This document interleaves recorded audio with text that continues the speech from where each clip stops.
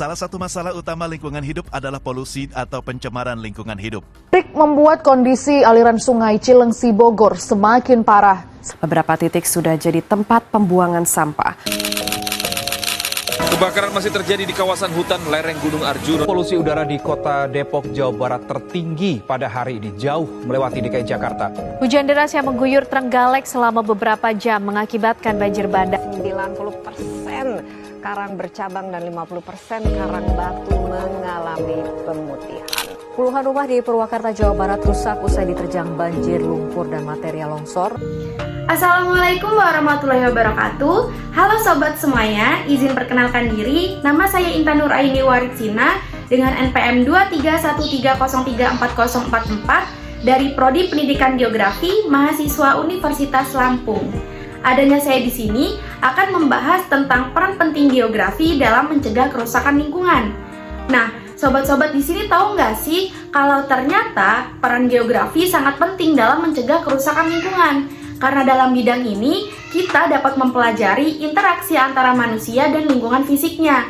Selain itu, geografi juga membantu kita dalam memahami pola-pola kerusakan lingkungan, pemetaan wilayah yang rentan, serta merancang solusi-solusi yang berkelanjutan. Untuk pola kerusakan lingkungan yang pertama adalah pemanasan global. Apa sih pemanasan global itu? Pemanasan global adalah efek dari rumah kaca yang memicu radiasi matahari tidak bisa dilepaskan secara sepenuhnya ke atmosfer, sehingga gas-gas itu tadi dipantulkan lagi ke bumi, yang menyebabkan kenaikannya suhu di muka bumi, sehingga dapat mencairkan kutub es di utara, serta membuat air di permukaan naik. Kemudian, pola kerusakan lingkungan yang kedua ada tanah longsor, biasa disebut sebagai peristiwa geologi. Hal ini terjadi karena adanya pergerakan suatu massa bebatuan atau tanah yang terjadi dengan berbagai tipe dan jenisnya. Biasanya, tanah longsor disebabkan oleh dua faktor pendorong dan faktor pemicu. Faktor pendorong adalah faktor-faktor yang dimana dapat mempengaruhi kondisi material itu sendiri. Sedangkan faktor pemicu adalah faktor yang mampu menyebabkan pergerakan pada material. Nah, meskipun terjadinya peristiwa ini dikarenakan adanya gravitasi, ada juga beberapa faktor lainnya yang dapat mempengaruhi terjadinya peristiwa ini. Salah satunya karena erosi, karena hujan lebat yang secara terus-menerus, karena adanya gempa bumi, gunung berapi, dan lain sebagainya. Lalu, apa sih solusi yang dapat sobat-sobat lakukan dalam mencegah kerusakan lingkungan dan menjaga lingkungan itu sendiri? Solusi pertama yang dapat sobat-sobat geografi lakukan adalah dengan perencanaan perkotaan yang berkelanjutan serta pemetaan resiko bencana alam.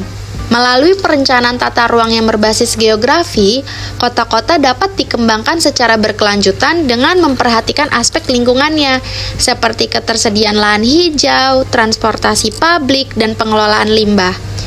Lalu, dengan menggunakan SIG dan analisis geospasial, kita dapat memetakan daerah yang rentan terhadap bencana alam seperti banjir, tanah longsor, dan gempa bumi.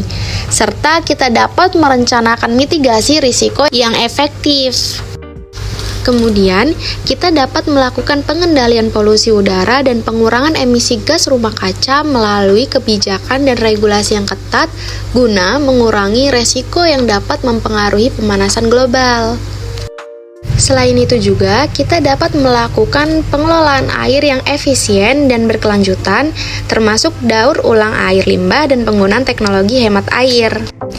Sekian yang dapat saya sampaikan, besar harapan dari apa yang sudah saya paparkan, semoga sobat-sobat ikut serta dalam menjaga kelingkungan ya, dan menyadari pentingnya peran geografi dalam mencegah kerusakan lingkungan.